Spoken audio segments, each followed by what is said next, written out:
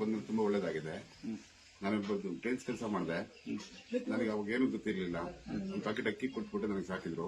ಇವತ್ತು ತಾಯಿ ಸಾಕ್ಷಿ ಈಗಲೂ ತಾಯಿ ಆಶ್ರಯದಿಂದ ನಾವು ಮನೆ ಕಟ್ಕೊಂಡು ತುಂಬಾ ಖುಷಿ ಇದೆ. ನಾವು ಸಾಕಿಲ್ಲ, ಸುಳ್ಳು ಹೇಳ್ತಾರೆ. ಒಂಚೂರು ಅಕ್ಕಿ ಕೊಟ್ಟಿದ್ದೆ ಅಷ್ಟೇ ಪ್ರೀತಿಯಿಂದ.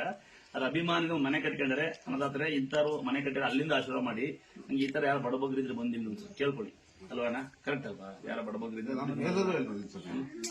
ಬಹಳ ಖುಷಿ ಆಗ್ತದೆ. ನಿಮಗೆ ನನಗೆ ಹೆಮ್ಮೆ ಅನ್ಸುತ್ತೆ. ಯಾಕೆಂದ್ರೆ ಈ ಚದುರು ಬರ್ತಾರೆ ವಿಡಿಯೋ ಮಾಡ್ಲಾ ಅಂದ್ರೆ ಮಾಡ್ಕೊಂತಾರೆ. ಈಗ ನನ್ನ ಉದಾಹರಣೆ ಕುರಿ ಕಳ್ಳರು ಬಂದಿದ್ರು 2 ವರ್ಷದಿಂದ. ಕುರಿ ಕಳ್ತನ ಆಗಲ್ಲ, ಹೇಳ್ಕೊಸಿದ್ದೆ ವರ್ಷಕ್ಕೊಂದ್ಸರಿ ಬಂದು ತೀರ್ಥ ಹಾಕೊಳ್ಳಿ ಅಂತ. ಇಲ್ಲೇ ಬಂದ್ರೆ ಇಲ್ಲಿ ಹೋಗ್ತಿರಲ್ಲ. 2 ವರ್ಷ ಒಂದು ಕಳ್ತನ ಆಗಿಲ್ವಂತೆ. ಮೊನ್ನೆ 2 ವರ್ಷ ಬಂದಿಲ್ಲ, ಮೊನ್ನೆ ಬಂದೇನೆ. ಹಾಕ್ಲಾ ಅಂದ್ರೆ ನಾಚಿಕೆ ಆಗ್ತಂತ ನಮಗೆ.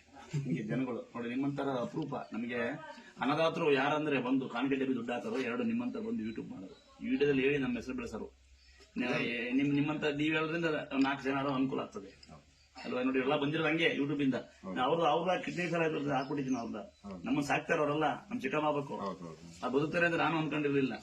ದುಡಿಕ್ಯಾರ ಅವ್ರು. ಅವ್ನು ನೋಡಿದ್ರೆ ನೋಡಿಲ್ಲ, ಅವನೇ ಹೇಳ್ತಾನೆ ತಿರುವಣ್ಣಾಮಲೈ ಒಂದಿನ ಕಾಲು ಹುಷಾರಾಯ್ತು ಅಂತ ಹೇಳಕ್ಕಾಗಲ್ಲ. ನಿಮ್ಮ ಹೆಸರು ಸೇಫೋಣ. ಇನ್ನೊಂದು ಖಂಡಿತ ಚಾಕು, ಖಂಡಿತ ದುರ್ಗಮ್ಮ ಸತ್ಯ ಬರ್ತೀನಿ.